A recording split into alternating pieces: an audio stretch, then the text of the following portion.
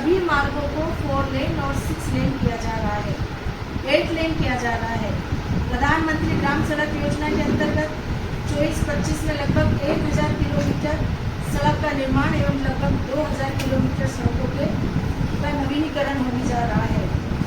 हम जानते हैं कि प्रधानमंत्री श्री नरेंद्र मोदी जी का आज़ादी के इस 76 वर्ष में सबसे ज़्यादा फोकस इस बात का है कि आज तक हमारे देश के गाँव में पानी के लिए लोगों को बहुत तरसना पड़ता है, बहुत दूर से बहनें पानी लेकर आती हैं और इसलिए हर घर तक नल से जल पहुंचाने की योजना जल जीवन मिशन के माध्यम से प्रधानमंत्री जी लेकर आए हैं, जिसका हमारे मध्य प्रदेश में यदि हम बात करें तो 70,86,293 घरों तक नल जल की यह सुविधा देश में पहुंच चुकी है और मध्य प्रदेश में भी जल जीवन मिशन के माध्यम से हजारों लाखों गाँवों में यह योजना का क्रियान्वयन हो चुका है। प्रतिवर्ष किसानों को मिलने वाली किसान सम्मान निधि जो 12,000 है, 82 लाख किसानों को उपलब्ध कराई जा रही है और गौवंश के प्रति भी, गौवंश की रक्षा के प्रति भी हमारी सरकार प्रतिबद्ध है। गौशालाओं का संचालन 2190 गौशालाओं का संचालन किया जा रहा है और इन गौशालाओं में लगभग 3 लाख गौवंश का पालन हो रहा है। मैं धन्यवाद देना चाहूँगी हमारे यशस्वी मुख्यमंत्री डॉक्टर मोहन यादव जी को, जिन्होंने गौ पालन के लिए निर्धारित राशि को दुगुना किया है।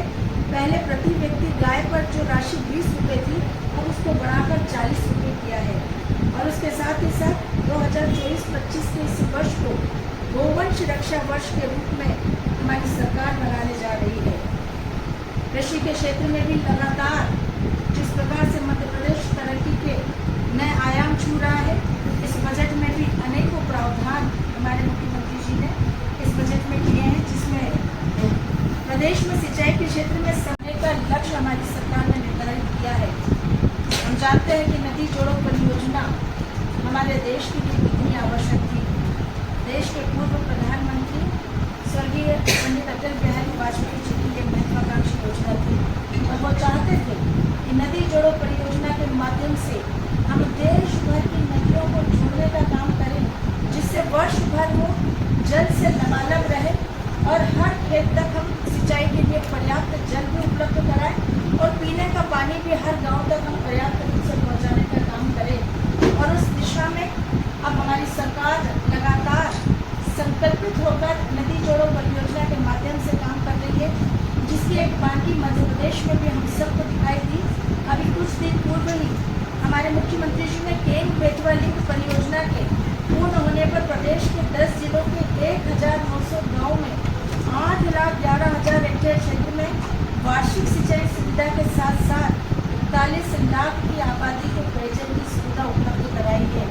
वास्तव में ये बहुत बेहतर शुरुआत हमारे मध्य प्रदेश में हमारी सरकार ने की है, जिसका भविष्य में बहुत अच्छा परिणाम हम सबको देखने को मिलेगा।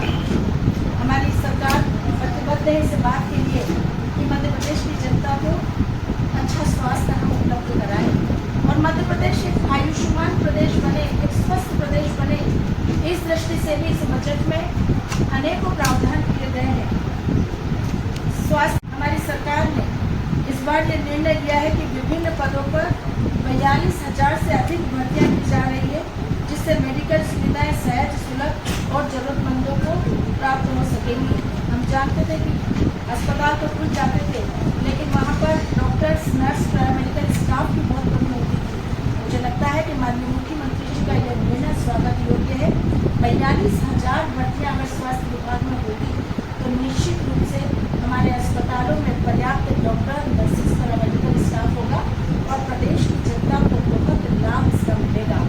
साथ ही प्रदेश में वर्तमान में 14 शासकीय चिकित्सा महाविद्यालय संचालित है। 24-25 में 3 और शासकीय चिकित्सा महाविद्यालय मंदसौर, नीमच एवं सिवनी में संचालित हो जाएगी। साथ ही आयुष्मान भारत योजना के तहत अब तक लगभग 1 करोड़ 8 लाख परिवारों में 4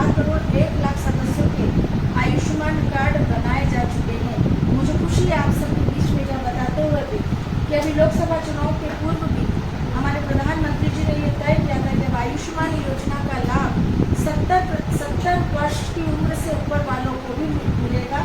हम जानते हैं कि इस अवस्था में अपने शरीर के लिए, इलाज के लिए पैसे खर्च करना हर परिवार के लिए बहुत मुश्किल होता था।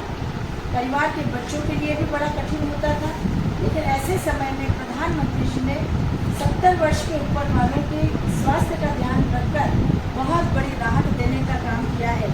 वहीं धन्यवाद देना चाहूँगी हमारे प्रदेश के यशस्वी मुख्यमंत्री जी को भी, जिन्होंने आयुष्मान भारत योजना में हमारे रोजगार सहायकों को, आशा कार्यकर्ताओं को, मूषा कार्यकर्ताओं को भी शामिल करके एक बहुत बड़ी राहत देने का काम किया है।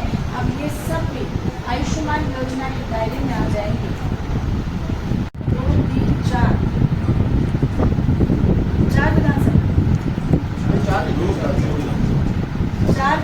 दो विधानसभाओं में दी है, जिसमें बारंगी कमताड़ी कमताड़ा बीड़ गोलगांव मार्ग, जिसकी लंबाई 13 किलोमीटर है, उसके लिए 15 करोड़ की राशि, 15 करोड़ 20 लाख रुपए की राशि का प्रावधान किया है। सिराली डगांव शंकर खामा पड़वा मार्ग, जिसकी लंबाई 4 किलोमीटर है, उसमें 3 करोड़ 46 लाख का प्रावधान किया है। रांगला पलासनेर मार्ग जो 2 किलोमीटर का है, 1 करोड़ 30 लाख। अजनई से मणिघाट जो 1 किलोमीटर का है, 1 करोड़ 60 लाख। ऐसा कुल मिलाकर लगभग 21 करोड़ 56 लाख